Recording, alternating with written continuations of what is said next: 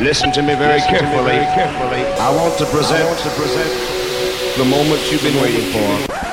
Welcome to Geekdupradio with your host, Ricky the Ghoulie Rancher Commander and Doc the Midnight Strangler. Now lock your doors, turn off your lights, you're in for a fright.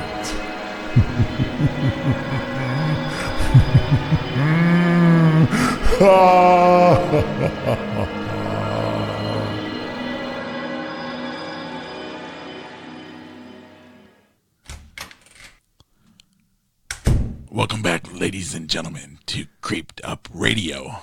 I'm your ghoulish host, Ricky, the Ghoulie Rancher Commander, along with Doc, the Midnight Strangler. Yes, ladies and gentlemen, and we're bringing you a fantastic show today. One so much better than last year. One so much better because there wasn't one last year. One so much better than last week. Yes, because we got scary stories. We even got some phone calls coming in. And, or we made phone calls. Either one. Who cares at this point, right, ladies and gentlemen? Let's get scary, right?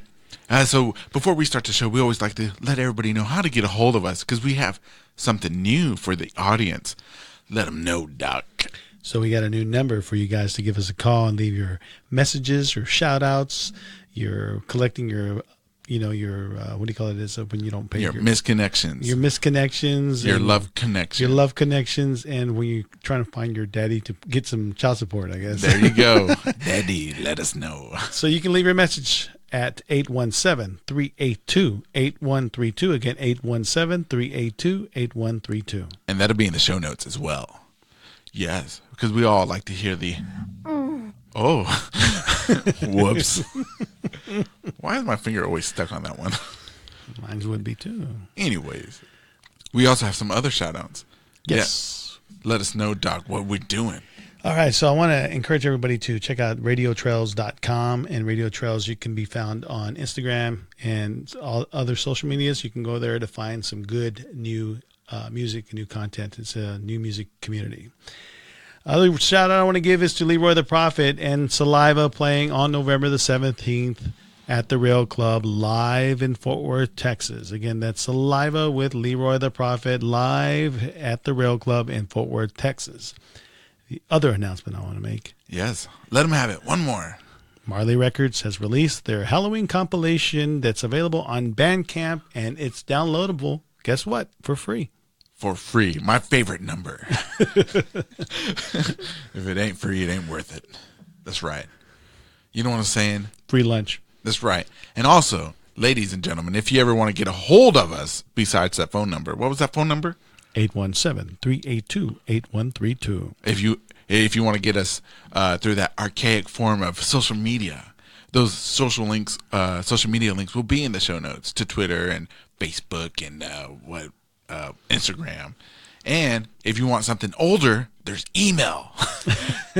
You can find the email address on there. We have one for your scary stories, your paranormal stories, your shout-outs and love stories, just like the voicemail. Same thing if you don't want to talk. And we also have one for anybody that makes music out there and wants their music to be broadcasted. Send that down there too. That's at geekdupradiomusic@gmail.com. So yeah, so now that we got all that out of the way, this has been an awesome week. It has been. It has been. Productive and, yeah. Well, there's been a little bit of drama. There's been a little bit of drama, but we saved that for your mama. We save it for your mama, so let her know that we're coming. And tell her that I can't wait to hear that. Yeah, like that. So anyways, let's move on with the show. Let's get on to our first song, and then we'll get into the scary story. All right, so we got Morcello's Ritz and Violence on Gypsy House Recordings, straight out of Brazil.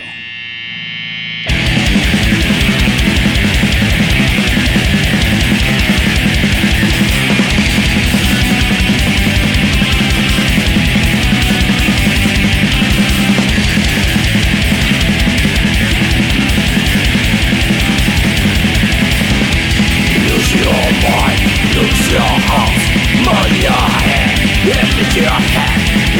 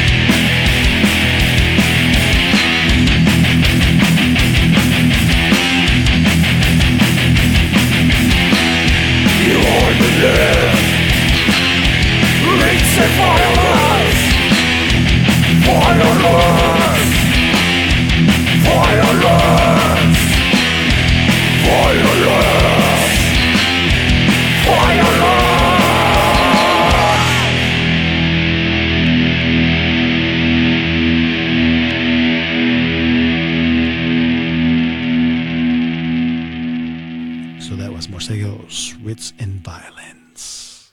Yes. Anyways, so Doc, like I said before, let me just start off the show with the scary story that I said I would do right off the bat. Okay. You know what I'm saying? Because if you listened last week, you know this is for the listeners. All right. So this happened in 2009. In 2009, I was in a car accident and I almost died. And the doctor gave me a bunch of medicine after I told them I spoke English. Because they didn't want to give me anything. They were waiting for somebody who spoke Spanish. Even though all my information said I was a native English speaker. Anyways, besides the point. Once I took all my medicine, I had a hallucination. But I think it allowed me to look into the abnormal, paranormal world, or whatever you want to call it. Second dimension. There you go. I was in the third dimension. Third dimension?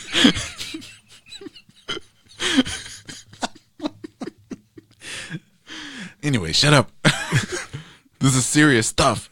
I had taken my medicine, right? And, you know, my wife is laying next to me. And I see out of the corner of my eye, I wake up in the middle of the night, and it's kind of illuminated in my house for some reason. I'm not understanding why. But I see this shadow, like, peer around the corner at a perpendicular angle. Like it was just stood straight up out of the wall. And there's a shadow of a little black shadow with red eyes.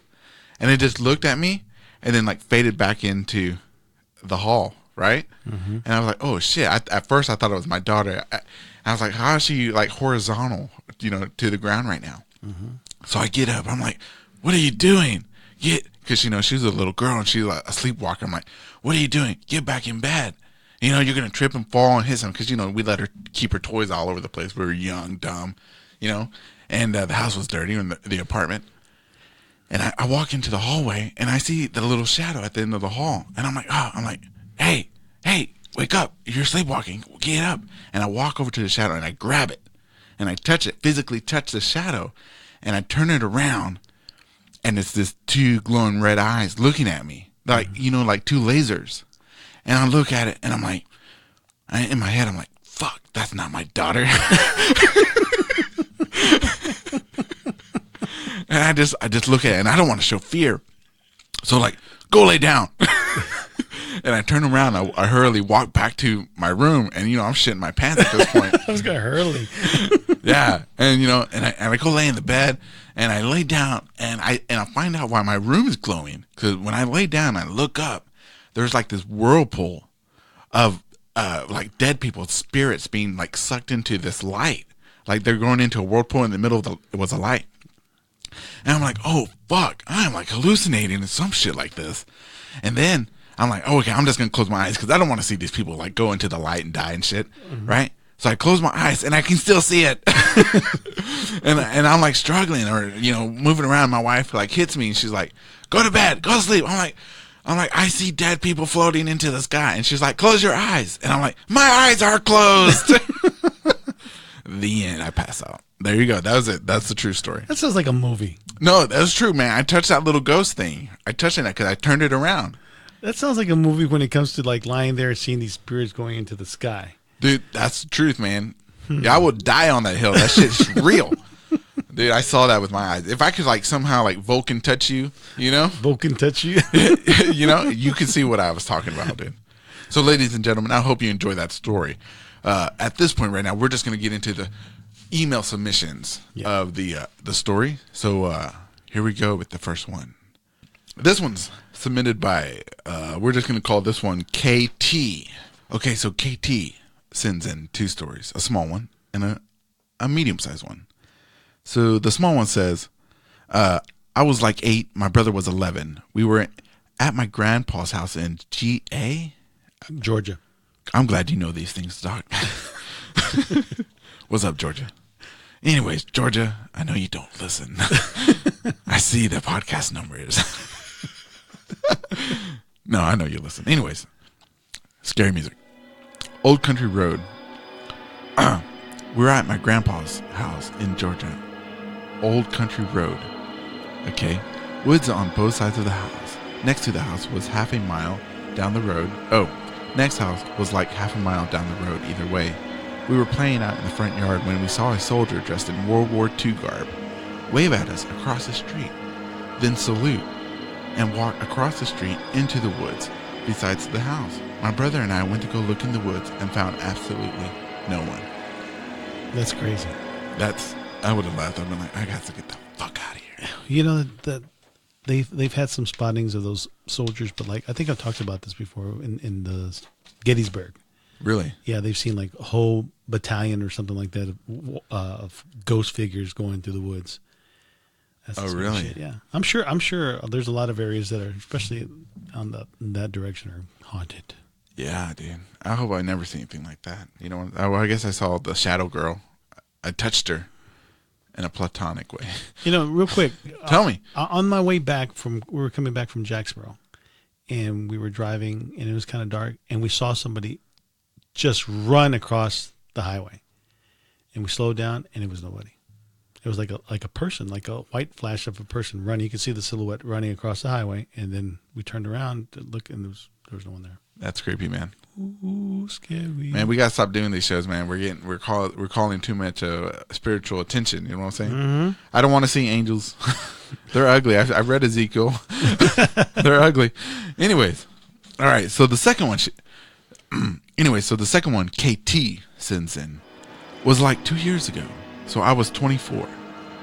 I was babysitting a kid. His house was 3 floors.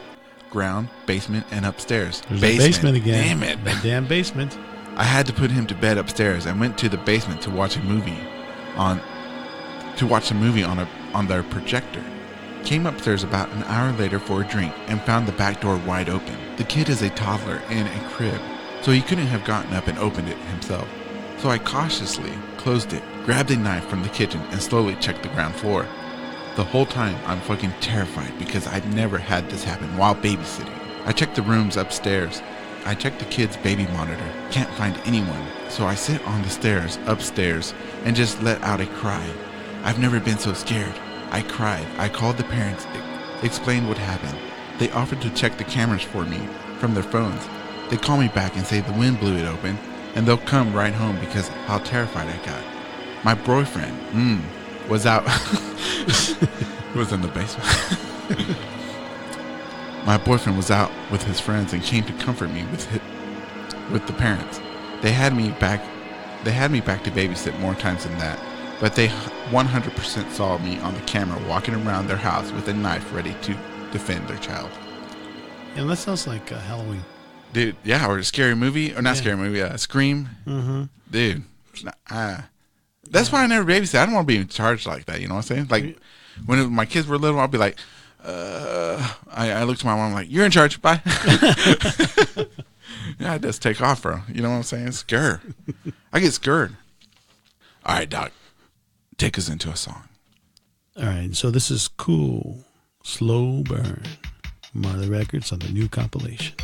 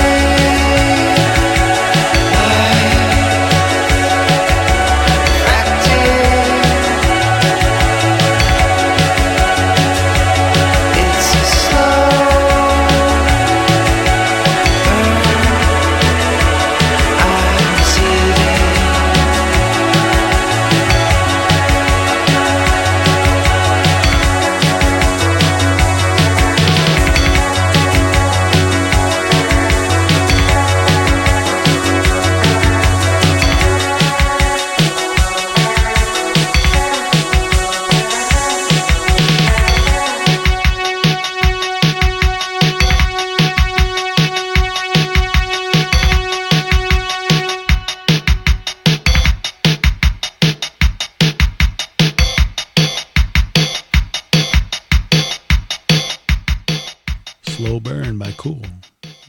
That's it. That's it. Good job. You're welcome. Good job. I love that compilation. Make sure you get that compilation, ladies and gentlemen. For free. It'll change your life. Guaranteed. Yeah, for free. Anyway, so this one comes in from a long-time listener of the show. All right?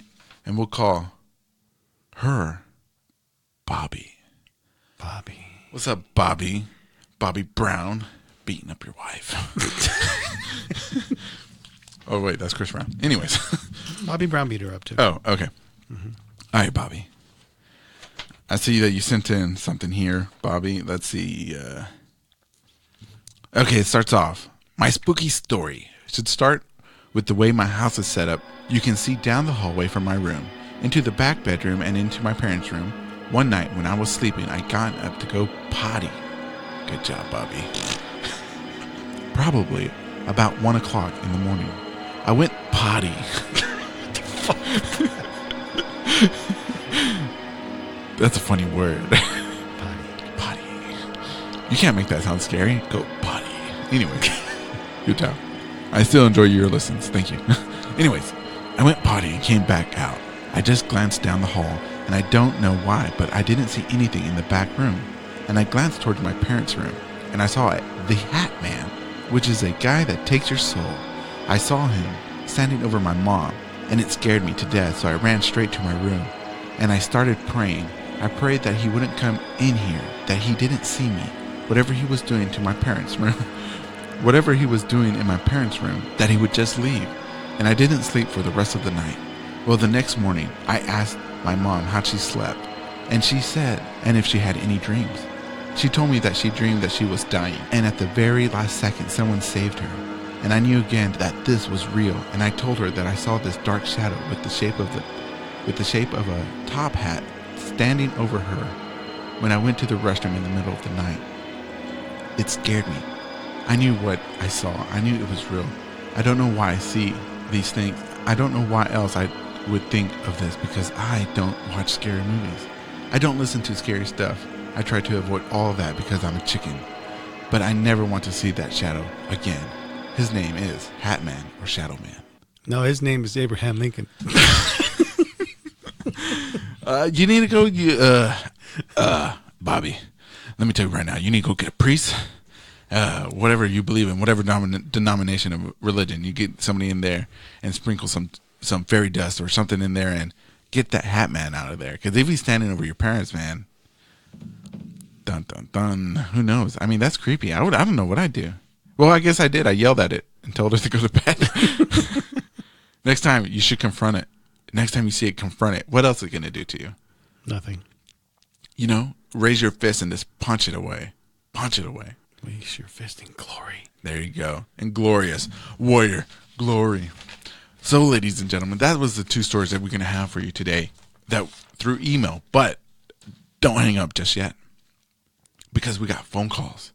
We got recordings of people telling their own stories, which is better because Ricky doesn't know how to read. Nor do I. We know. All right. So ladies and gentlemen, this is where the doc and me, or the doc and I, whatever you want to say, stupid English. Whatever. Anyways, this is where we're going to say goodnight to you, or good day whenever you listen. Enjoy these recordings that we got. And at the very end, stay tuned because we still have an announcement. Hey, it's Mel from Humorous. So I luckily I've not had much experience with like paranormal because it freaks me the fuck out, to be quite honest with you. But the only thing that I could think of that I could relate to something like that is I have like this sixth sense that's happened to me a few times in my life. I remember specifically we were house hunting and we looked at 13 to 15 houses over the course of a couple days span. Walked in, walked out, never had a problem. And then I got into one particular house we were looking at. It was a beautiful house. There was nothing scary about it, nothing, for me to feel any certain way. And I started walking down the hall and I can't even explain the feeling that came over me. It was just like somebody was behind me, like my hair was like standing up, like on my arms and behind my neck. I had this very sixth sense that somebody was there, and I kept like turning around, and I just got very fearful, and I actually had to leave the house. It was that bad. And basically my other experiences were the same exact thing, but in different points of my life. It always had to do with the house that I walked into and then feeling that way, or feeling like somebody was behind me or watching me, and nobody was there. And I felt it, through the whole house until it was time where I'm like, okay, I'm out. Because like I said, honestly, the whole idea of paranormal just really freaks me out. So when I'm feeling like that, I know it's time to go. And so I guess that's the only story that I have personally, or any relation to that I could tell about anything of that sort of thing. But I think I do have like the sixth sense, and I'm hoping it doesn't happen to me much often, because like I said, I really do kind of get freaked out about it. But I love that you guys are doing a show about it, and I can't wait to listen, as long as it's happening to everyone else and not me. Awesome. I'm good with listening. All right. All right. Thank you, Mel. Okay, so me and my brother were at our house watching the Blair Witch Project, and I was in high school, and I think he was in high school or like 8th grade, middle school, and we watched the movie in my room in the dark, and he was scared, so he like lay down on the floor because he didn't want to be alone in his room. and it was completely dark, and he was scared, and he wouldn't say anything. But so we're laying in the dark, trying to go to sleep after watching this creepy movie, and above my bed I had a bunch of shelves, and I had these electric candles, and we're just laying there quiet, and all of a sudden one of these candles pops on, and I'm like in bed trying not to look, and he's like, the light came on. I'm like, no, it didn't. He's like, yes, it did. I'm like, no, it didn't come on. He's like, yes, it did. And I look, and the light's on, and I was like, well, go turn it off, or check the light. And when it was an electric candle that has like the bulb was the flame, and so when he went to pick it up, the light bulb fell off. It was like fell off. It was like not even screwed in tight. It was just, we have no idea why it came on, how it came on. We just closed our eyes and went back to bed and didn't say anything. Just tried not to think about it. That's our scary story. Hi, this is Sandy. I was calling because the other day I was sitting in the living room with my husband, and the bathroom light came on all by itself. So we thought that maybe the switch was halfway on and halfway off. And I went to the bathroom, and the switch was all the way up. The light was completely on, but nobody else was in the house, and the light just came on in the bathroom. It was about 8 o'clock at night. We don't know why or anything, and we were just sitting there in the dark watching TV, and all of a sudden the bathroom light came on. Of course, it wasn't the first time that's happened, because we always see scary stuff in the house. But that's one of our scary stories that we have about our house. And what I was saying before was, when I was younger, I swear I had an angel in a trench coat following me around. Everywhere I went for 10 years, and my mother would say it was a guardian angel. And I could see the wings at the bottom of the trench coat. But it was always in the living room. It was always in the house or in the car. Everywhere I went, I could see him in the mirror, in my mirror in the car. But it was in a trench coat, and I could look down and I could see the tips of the wings coming out at the bottom of the trench coat. And sometimes I would get mad when I would be at home because of whatever daily events happened, and I would say, why didn't you wash the dishes today, or help me clean this house? I would yell at the ghost, and I would turn around to see if he was there, and no, he wasn't there. But then when I walked by, when I was doing my house job and house duties and stuff, I could see him sitting on the couch in the living room just watching me with his hat on and his trench coat all the time. And then when I moved to Phoenix, I still saw him. I still saw him in Phoenix. But when I met my husband, my second husband, I never saw him again. I felt like I had found peace, or found a good man. And I never saw him again. To this day, I have not seen him anymore. But he always followed me around like I was in danger. I was in danger and something was wrong. But that was my story. Okay, it's a little bit sad in the beginning. My mom suffered from mental illness and was not treated right, and she was in a depressive state, and all her sisters were traveling during the summer, and that was her support group. They were a very united family. And she felt there was no way out, so she committed suicide. The same way my father had committed suicide years earlier due to a domestic violence issue between the two. And then I always felt kind of guilty because I was a teenager and I was like rebelling from my mom. And when she died, it was a really heavy blow, but I didn't cry anything. I just became frozen it's like one of the reactions, like, why did she do this to me? I mean, how could she leave me alone? And then a few years later, my aunt, who is like a medium, she has had some experiences with spirituality and the supernatural. And then one day I was saying to her, well, I wish I could talk to my mom and ask her for forgiveness for all the times I was driving her crazy with my rebellious attitude. And she said, well, maybe she's here with us. Why don't we try speaking to her? And then the voice of my aunt completely changed, and she started to cry. And she said, I forgive you, my daughter. Do something important with your life. And then my aunt went like crazy, and I assure you, it was my mom's voice. It was not my aunt who was talking.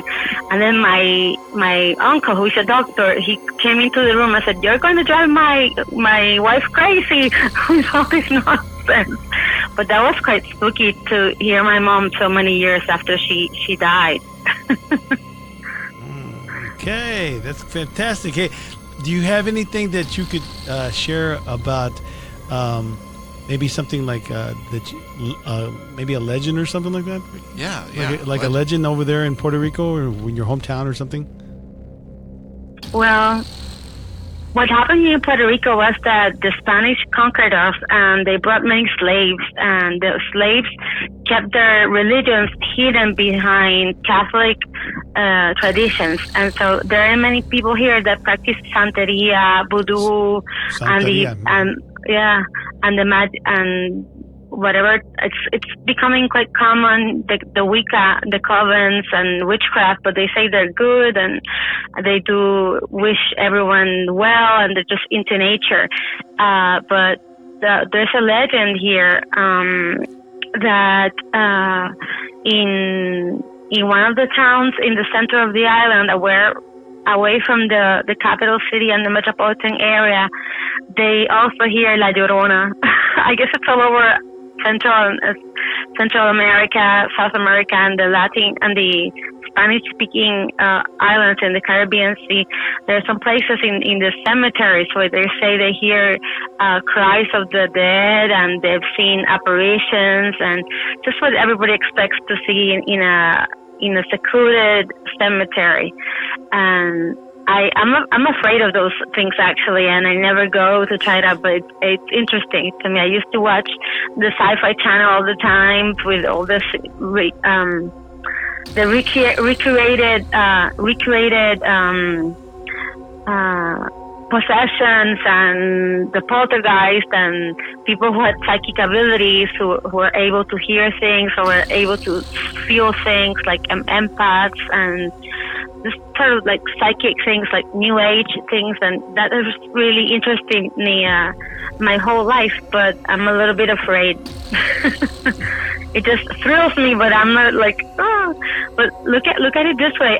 Just yesterday I was reading a book called Pop Goes the Witch, who's this girl who was trying to understand why we were here, and then she found her answers when she became pregnant, that it was a process for her, and then she began to worship the goddess and the god and do spells, and she was into quartz and tarots, and she's a witch now, a famous witch, because she was a singer first in Australia. And I've got her book at Borders when Borders was closing here, and I read that. I also read Book of Shadows by Phyllis Currow, who is a lawyer, and she has a coven called the Temple of Ara.